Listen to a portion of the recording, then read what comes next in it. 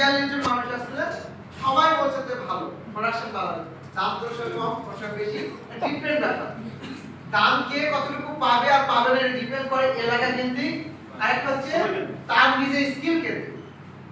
তো স্কিলটা হচ্ছে রাতারাতি হয় না, এটা যে যত ভালো বলতে পারে, যে যত ভালো মার্কেটিং করতে পারে তার তত ভালো ইনকাম হয়। না না তো সবার ইনকাম একই হয়, সবার এক হয় নাকি?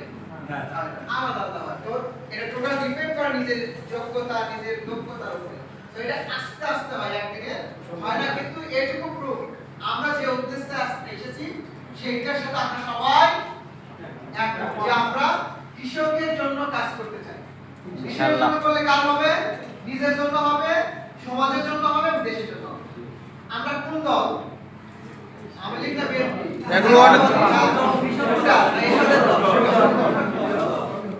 এখন অবধি বাংলাদেশে কৃষকের কোনো নেটওয়ার্ক আছে না। আমরা আপনাদের যে নেটওয়ার্ক তৈরি করতেছি আর কিছু না, কোনো রাজনীতি করতে চাই না।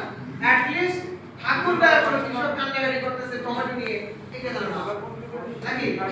তো আপনাদেরকে দিয়ে আমরা একটা চেন তৈরি করতে চাই, যে চেনের মাধ্যমে কোন এলাকায় কোন প্রোডাক্টটা কতটুকু হবে, কার কাছে বিক্রি করে আমরা কি করতে কেমনে পারবো।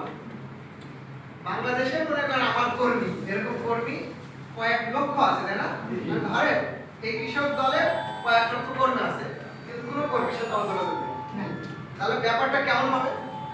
আর ধরেন আমার এরকম এই যে লিডার বাংলাদেশে 1000 আছে, 1000 এর আন্ডারে আরো 50 জন করে আছে। কত হাজার হবে? 50,000। 50,000 মানুষের উৎপাদন, 50,000 মানুষের ভালো মন্দ ঠিক করে দিতে পারবো আমরা এই এক লিডার চেনের মাধ্যমে, তাই না? সো আজকে চেনটা তৈরি হবে, হবে কি না? এই চেন তৈরি হবে এরকম শুধুমাত্র টাকার জন্য